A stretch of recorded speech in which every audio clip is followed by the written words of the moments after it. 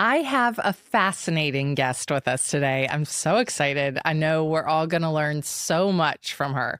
Kristen DeSanto is an etiquette expert, and she's the founder of Modernly Mannered, a modern day finishing school.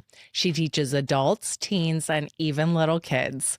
I met her when Iris took her classes. We had a little group of 8 kids who would sit at my dining table, and she would teach them all the etiquette of how to be a good good dining companion, I should say. It was just the most adorable thing. I'm going to talk to her today about holiday etiquette. I know this is the time of year where everybody's going to extra parties, extra events, and has a lot of questions.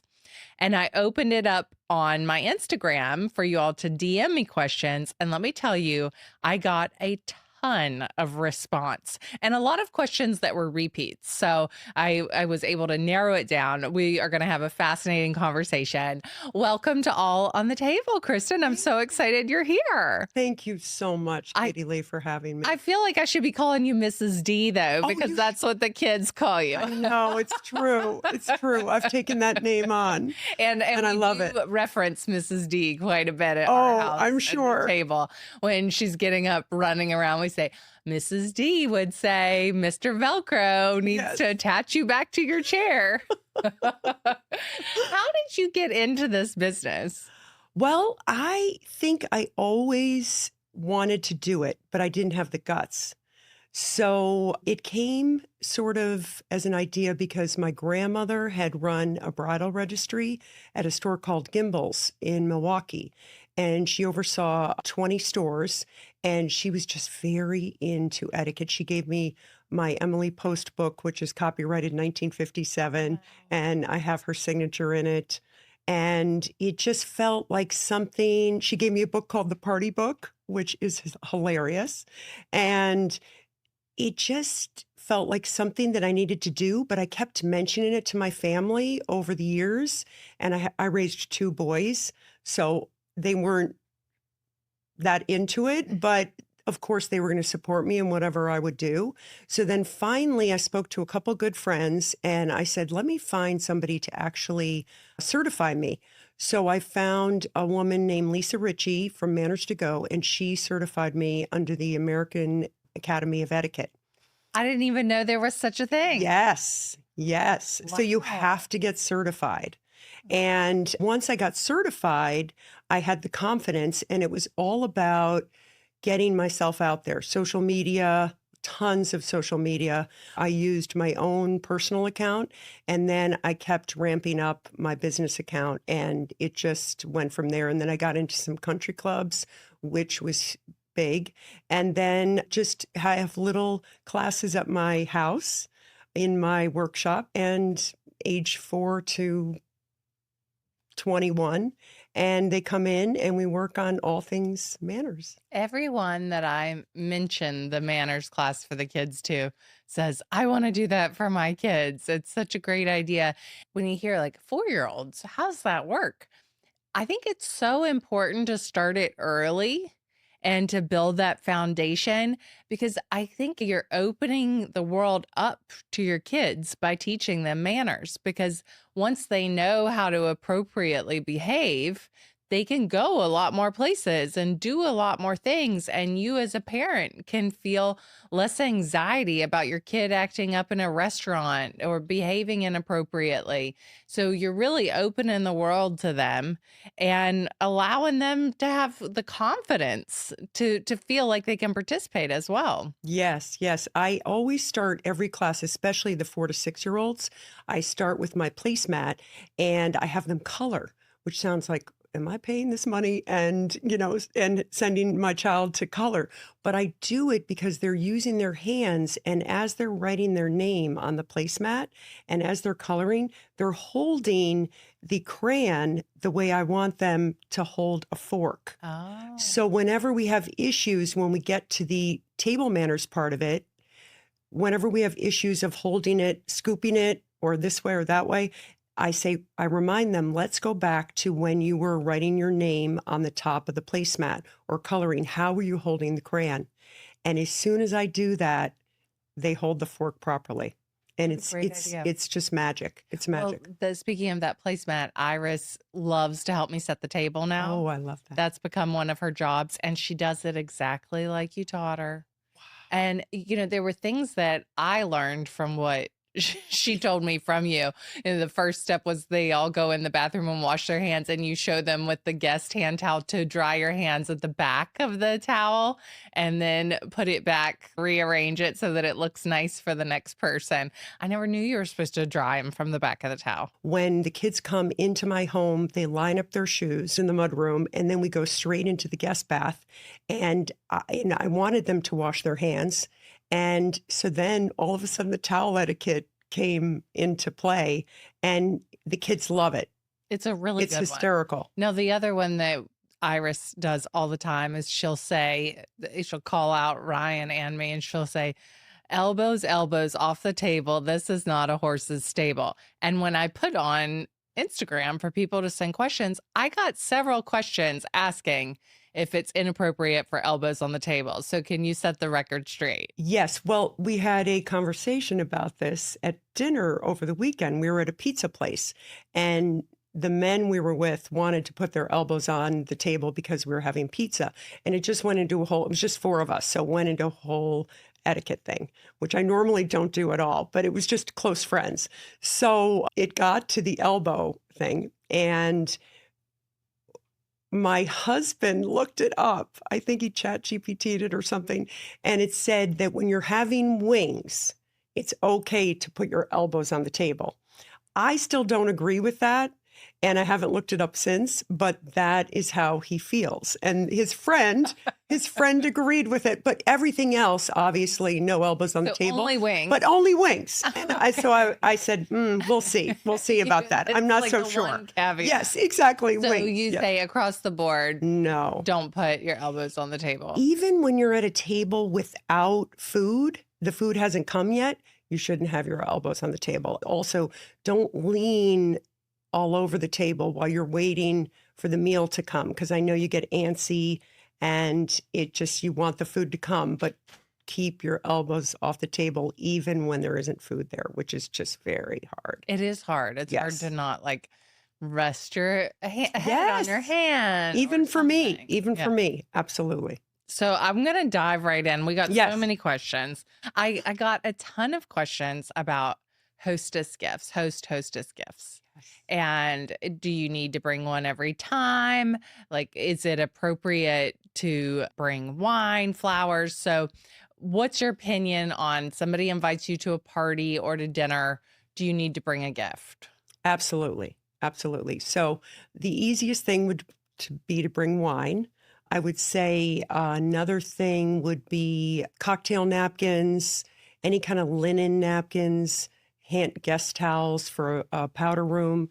A hand soap is really a nice gift, special hand soap, a liquid hand soap. And then even a coffee table book is really nice if it's something that you think the person loves.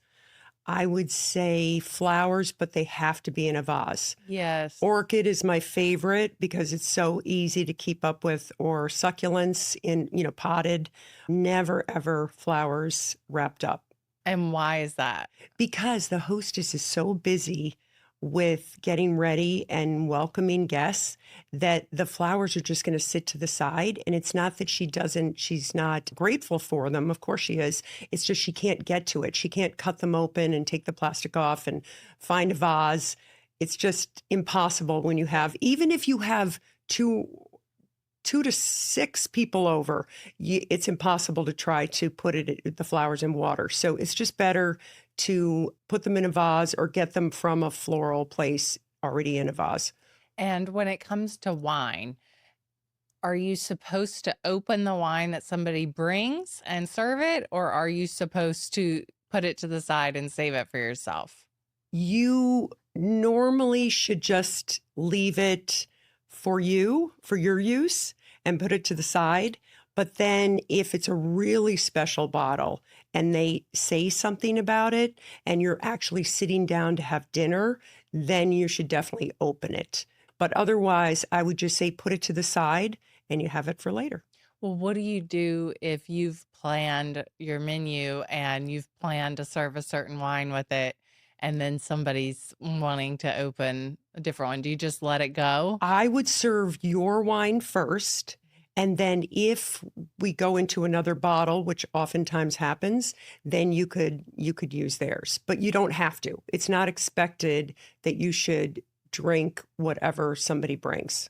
Now, I was kind of surprised because a few people asked this, that if you bring a drink or food to somebody's house, do you take home what was not consumed? Oh no. Right? Like, No. I can't imagine No. bringing a bottle of wine and it being open and then taking home the rest. No. I can't even imagine. One time I guess it was Halloween because I always host Halloween every year. And my friend brought a special cocktail and it wasn't made up. It required a lot of prep. And that was difficult because even though it was such a nice idea, it was difficult to have something that I then had to stop and not do my signature cocktail and then do hers. Yeah, don't That's bring something that causes more work for the host. that's what I say. Like when somebody brings food that needs to go in your oven, Oh, that to me is so annoying. it's the worst. Yeah. It's the worst. Yeah. I did have somebody come to a party at my house once and they brought tequila and drank quite a bit of it and then took the bottle home with them when they left. Yes. They were Wow. like, I brought my tequila and I'm taking it with me. Okay. Yeah. Maybe they had a little too much I tequila that think night, so you so. got to blame it What on the do tequila. you do when someone's been overserved at your Ooh. party? You can start by flicking the lights. I turn down the music Or if it's sometimes. just like one person, like that one person. Yes, yes. Do you pull You them know to what the you do? side? You just say, I've got to go to bed now. Or which you would never do, but you would start to clean up at the kitchen. I have a big island and with the sink. And if I started to clean up, I think that person that might have been overserved would know that it's time to leave. I think the biggest way to do it though is when you turn the music off, because I'm all about music for the ambiance. Yeah, and I when think that music goes off. it's over. And I the think party. as a guest, you need to be able to read the room. And if you can tell your host wants things to wind down, don't be the last one to leave. Yes, do not be the last one. And if there's a time, 6 to 9 p.m., and people are still straggling, you shouldn't be the one to straggle. You should be the one to leave by 9. Even though the hostess might say, because she's embarrassed, she might say, oh, just stay, stay. No, if it has an end time, that means they want you to go. Get out. Yes. So my friend brought me cocktail napkins as a host gift that said, please leave by 9, because she knows I like to go to bed early. Yes. was No, it's so one of my nice. favorite. That's one of my favorite cocktail napkins. Yes, get out. What do you do? You've sent out an invitation and people ask if they can bring their kids and you're not planning a child-friendly party. How do you politely say no? You just have to be honest and say, we're just not having kids at this party. It's an adult party. I'm so sorry. And leave it at that. What about people who ask to bring additional guests? That you can kind of gauge based on how many people you're expecting. And if they say that they have somebody that's visiting and you know it's more of an open house or a cocktail party, I see no problem with that. It's just the dinner party that you really can't do that with. Right. Yes. And then you've arranged your seating. You really That's shouldn't. tough. Yes. Yeah. I always like, if I have somebody visiting and I want to go, but I've got another person, I usually say, oh, I'd love to, but I have so-and-so visiting, and then leave it up to the host to say, it's okay if you want to bring them. Yes. that You they're- leave it open-ended. Yes. Yes. So that they're like not on the spot. And I'm like, thanks so much for the invite, next time. And then if they write back and say, it's fine if you want to bring your guest, that way it's not putting the person on the spot to have to say no. Yes, I agree. Yep. I agree. I like that. Okay. How do you feel about regifting?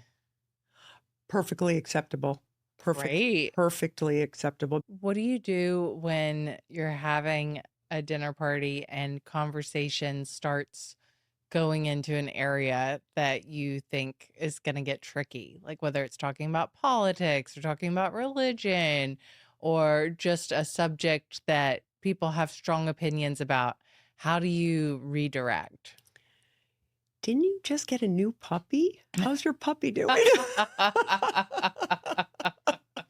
I mean, really, that's the sort of thing you have to do is, you know what? I just found this incredible show on Hulu. Have you seen it? And you have to redirect. You have to redirect because unfortunately, I have been in a lot of scenarios, family scenarios, and it gets really ugly really fast. And then everybody else just kind of feels uncomfortable and Right, it gets starts to, quiet at yeah, the it's so uncomfortable. So it really is. I really think you have to have something, or if it's family, you just say, okay, guys, let's stop.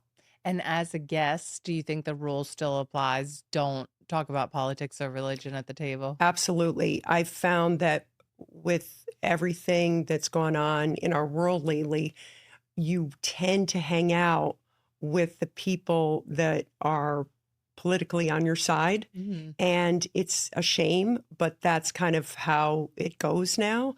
And not all the time, but you tend to have a core group that you can hang out with and really let loose with. And that is the only way I say that it should be discussed.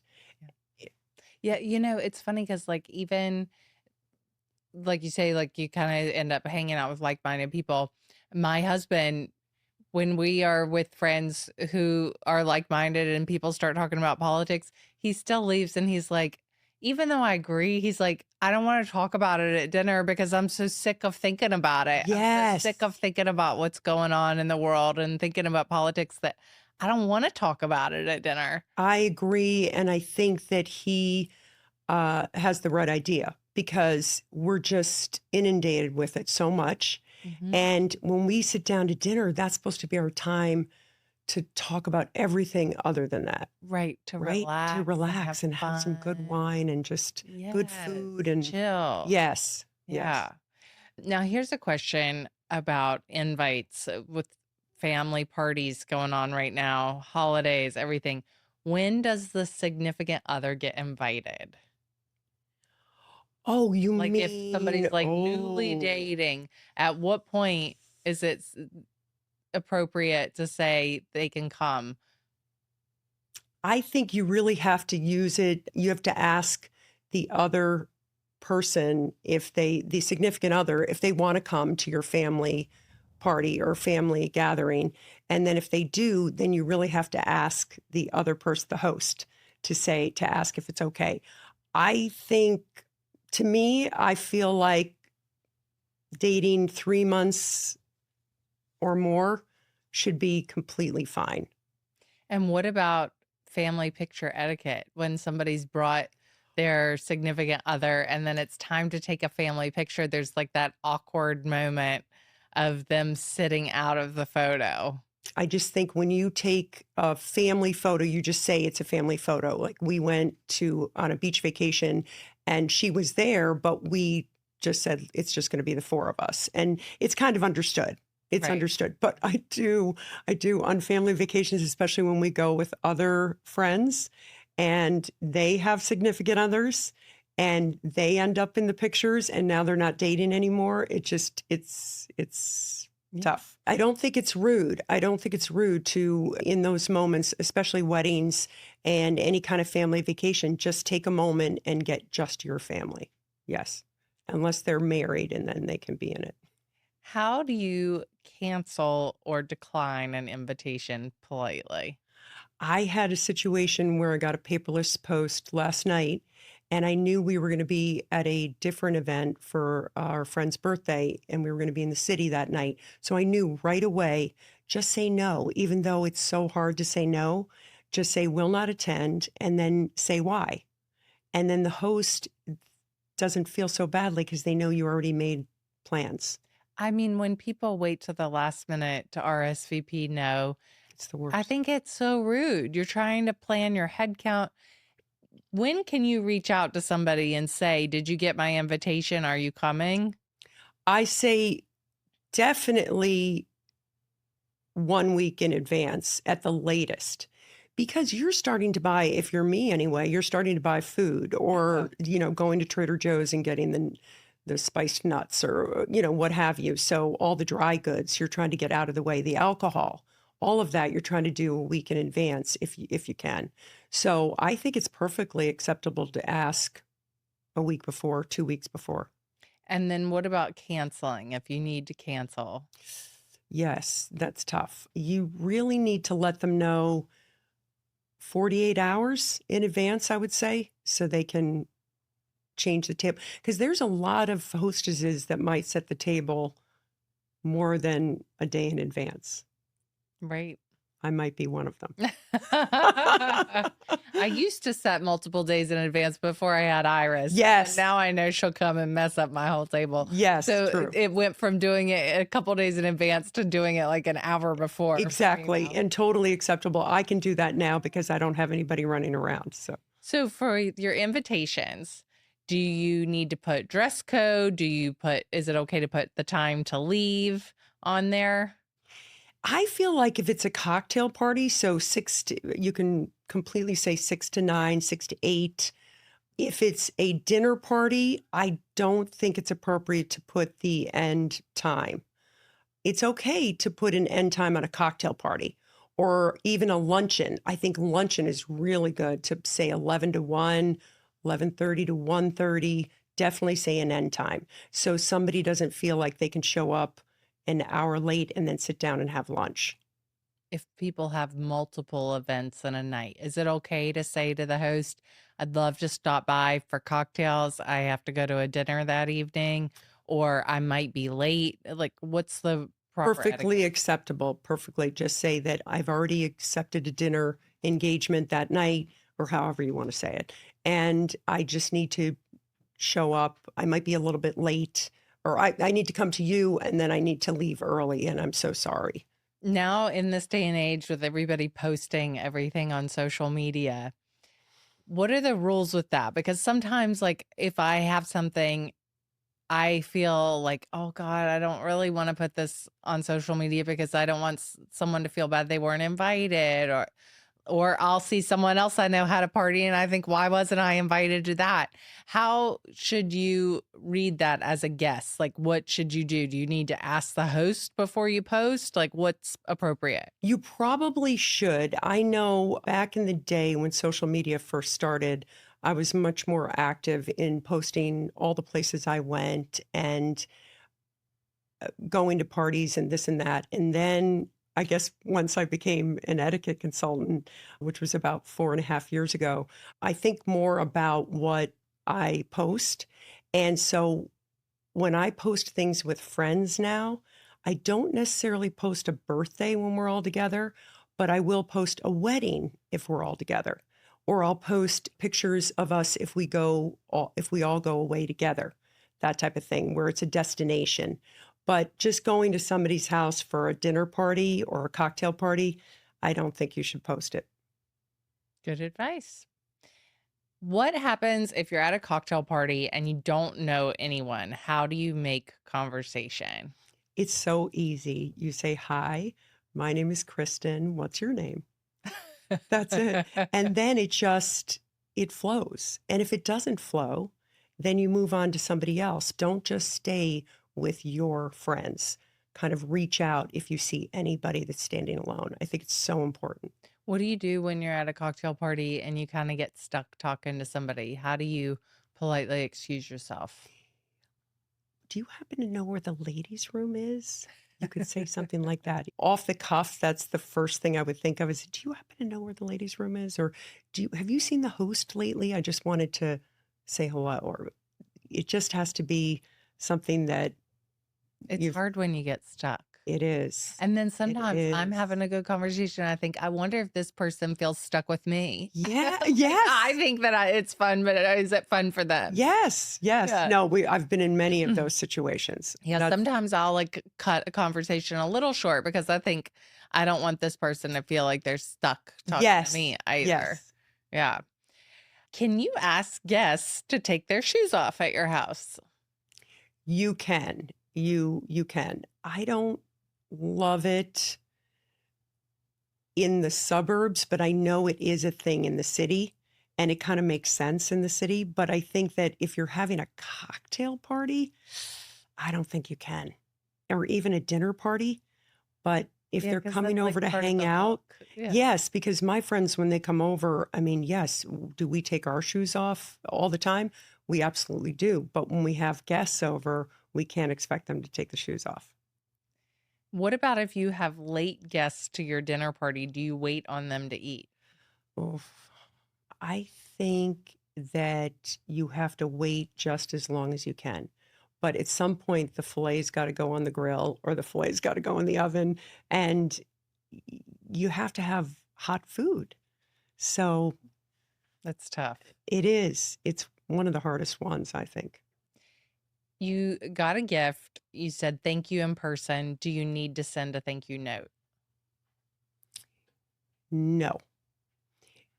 So if you get a gift and you said thank you in person, you could follow up with a short text the next day. And you could follow up with the thank you note. Absolutely. I mean, the thank you note is the tippy top handwritten thank you note. But I'm going to give them a little plug here. My favorite thank you note app is called High Note. Have you heard of it? Oh, I have heard of that. It is a game changer because you can say thank you in person, but then you send a lovely, I just joined their monogram collection. So you can send a gorgeous thank you text, and it looks like a card the next day, and just say, thank you so much for hosting, or thank you so much for having me, whatever it I is. love that. High And note. High Note, yes. It's a white background in red, and they know I love them. They know it. And I do all my invites with them now. I do thank yous. I do sympathy, not, I mean, little sympathy, like, I hope you're feeling better, that type of thing. There's so many good ones you have to Oh, look. I'm gonna So check that out many. today, actually. Oh no, it's just the best. Do you send a thank you for a thank you gift? Do you send a thank you for a thank you gift? Yes. No. No. Okay. Mm-mm. Do you send any kind of acknowledgement, like a text, like got your flowers, or You could, yeah? absolutely. So I you think don't the have to. more you don't have to, the more you engage, the better. Okay. How do you host guests with zero etiquette? Oh, wow. Oh boy. Uh, oh, I had that last Thanksgiving. And then it ended up being a whole etiquette instruction. Because as I said, I never really, we don't really discuss it when I'm out, Yeah, like but it your just, friends get nervous sometimes with you that they don't have good they'll say manners. something, but yeah, it really doesn't come up, which is so nice. It came up last weekend, but it was just four of us, so it was okay.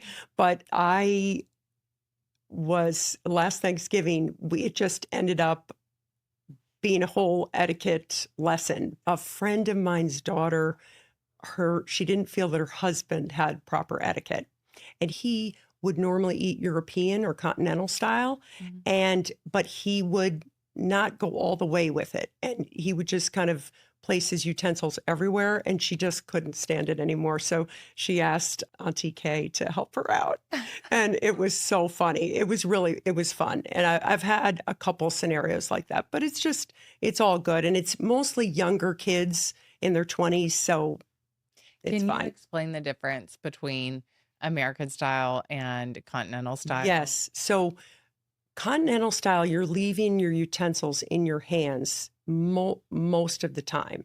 If you decide, and you're using the knife as a pusher, so you're cutting and you're using the knife as a pusher to get the food onto your fork, and then you're eating with the tines down. And then if you want to put your utensils down, you place them crisscrossed at the bottom of your plate. And then at the end of the meal, you put them at between 4 and 5 o'clock, tines down. The handles go to 4 or 5 o'clock.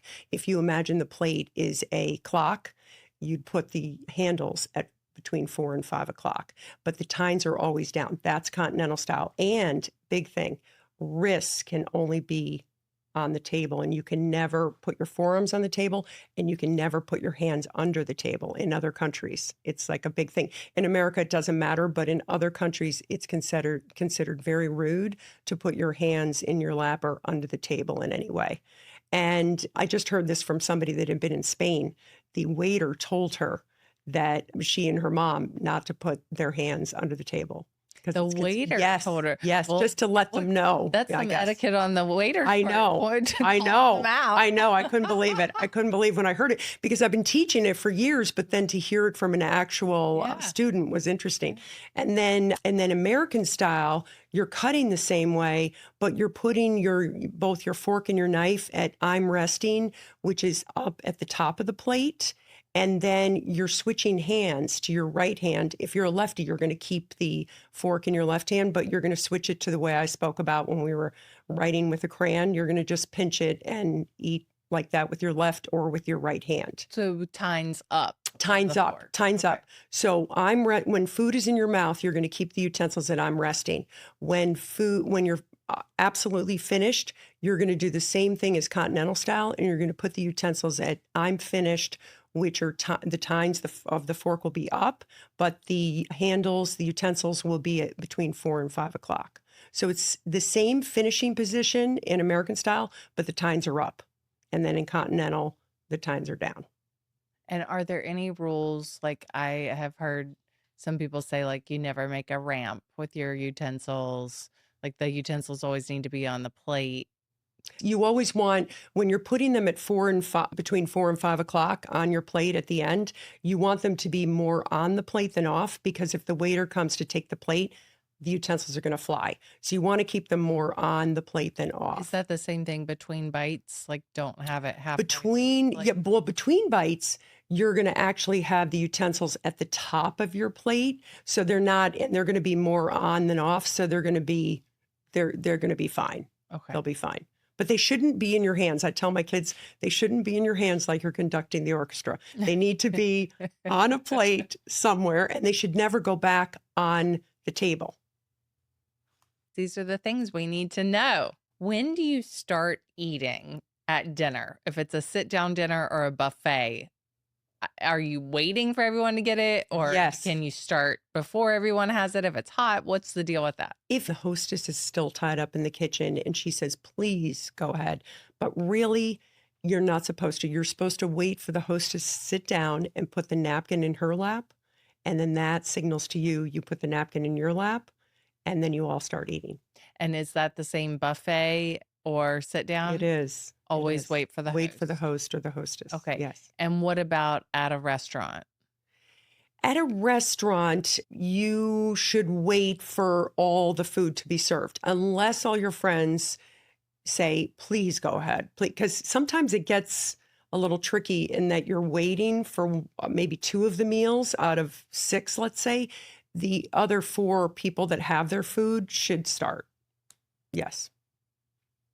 Should guests offer to help with dishes? And is it okay for the host to start doing dishes when guests are there or stacking plates at the table? No. So you're going to bring everything into the kitchen. And in my house, we always put them to the left of the sink or in the sink. And then at the end of the meal, at the very end, and you're all kind of hanging out, you could be dancing in the kitchen, whatever you're doing. If your friends want to start helping you, because my friends all help me. They Good friends. help me big time. Big time. I mean, they cook for me in a lot of cases.